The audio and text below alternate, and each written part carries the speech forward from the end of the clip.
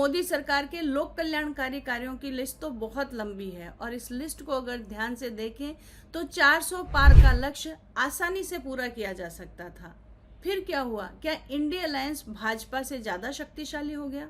जी नहीं, भाजपा की अपनी गलतियों ने अलग थलग पड़े बिखरे इंडिया अलायंस को, जिसका देश के प्रति कोई विजन ही नहीं था, उनको कई सारी सीटें थाली में परोस कर दे दी। इस वीडियो में बात करेंगे भारतीय जनता पार्टी की उन 5 बड़ी गलतियों की जिसके कारण 400 पार का लक्ष्य पूरा नहीं हो पाया।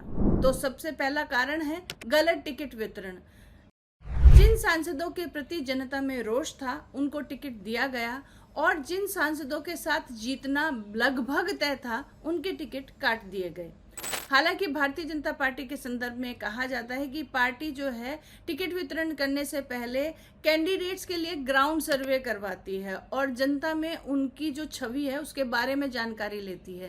यदि ये बात सही है तो भारतीय जनता पार्टी को सबसे पहले उनकी ग्राउंड सर्वे की जो एजेंसी है इसको बाहर का रास्ता दिखा देना चाहिए।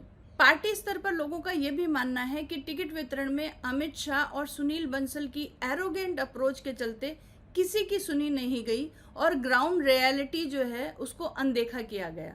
दूसरी गलती अनावश्यक अलायंस।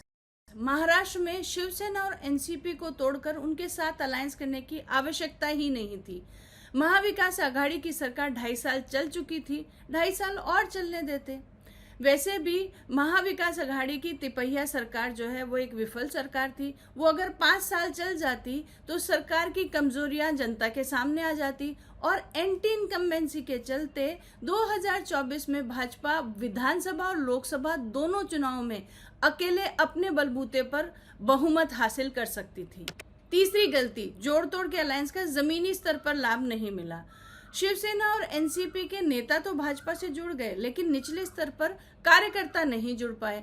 अब चूंकि वो जुड़ नहीं पाए तो उन्होंने मतदाताओं के बीच उतरकर प्रचार नहीं किया और हाल ये हुआ कि मतदान के दिन तक मुंबई जैसे शहर में भी वोटर्स परेशान थे कि उनको ईवीएम पर कमल का फूल दिखाई नहीं दे रहा।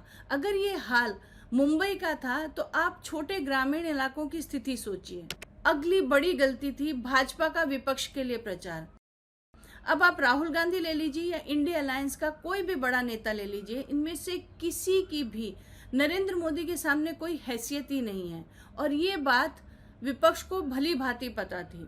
इंडिया अलायंस के बीच मतभेद इतना तगड़ा था कि वो कभी भी एक कॉमन ग्राउंड पर आ ही नहीं पाए, कभी कोई चुनावी रणनीति बना ही नहीं पाए, तो उन्हें डिस्क्रेडिट करने की कोई आवश्यकता ही नहीं थी। लेकिन भाजपा की पूरी मशीनरी ने और यहाँ तक कि भाजपा के वरिष्ठ नेताओं ने इनके बारे में बोल बोल कर इनको बड़ा बना दिया। 5वीं गलती थी देश के मध्यम और उच्च मध्यम वर्ग की हताशा।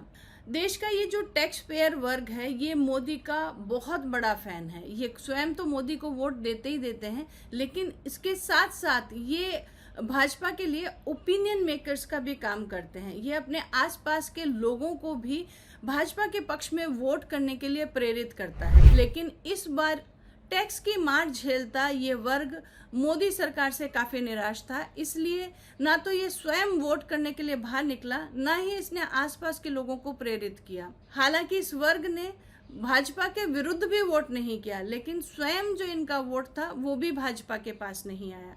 इसके साथ साथ एक बहुत बड़ा हिंदू वोटर्स का वर्ग है, वो भी मोदी जी से और भाजपा से नाराज है। हालांकि राम मंदिर की उपलब्धि बहुत बड़ी है लेकिन उसके अलावा भी हिंदू मतदाताओं को मोदी जी से बहुत अपेक्षाएं थी। अब बात अगर सरकारी योजनाओं की करें तो उसका लाभ तो हिंदू और मुस्लिम सभी को मिल रहा है, लेकिन पिछले 10 सालों में मोदी जी के शासनकाल में हिंदू वोटर जो बहुसंख्यक है वो उत्तरदायित्व भी ज्यादा उठा रहा है, अपने अधिकारों के लिए आवाज उठाने पर मार भी खा रहा है और पिट पिटाकर दुनिया भर में सांप्रदायिक भी वही कहला रहा है। हिंदू वोटर्स के हितों की रक्षा के लिए मोदी सरकार ने क्या किया, ये प्रश्न हिंदू वोटर्स को परेशान कर रहा है। इसके अतिरिक्त भाजपा में संगठन स्तर पर जो दरारें पड़ी है, जो अलग अलग कैंप्स बन गए हैं, उनके चलते भी भाजपा को बहुत नुकसान हुआ है। देखा जाए तो 400 पार जाने का इससे बेहतर अवसर भाजपा के पास और हो ही नहीं सकता था। लेकिन अच्छी बात यह है कि इतने नुकसान के बाद भी एक बार फिर भाजपा की सरकार बनने जा रही है। आशा है कि भाजपा अपनी पुरानी गलतियों से सबक लेकर अपने कोर वोटर बेस के लिए कुछ बड़े और निर्णायक कदम उठाएगी। भाजपा की इस जीत के बारे में अगर आपके भी कुछ विचार हैं तो हमें कमेंट बॉक्स में लिखकर बताइए, और ऐसे और वीडियोस के लिए हमारे साथ बने रहिए। सब्सक्राइब कीजिए हमारा चैनल हिंदू पोस्ट।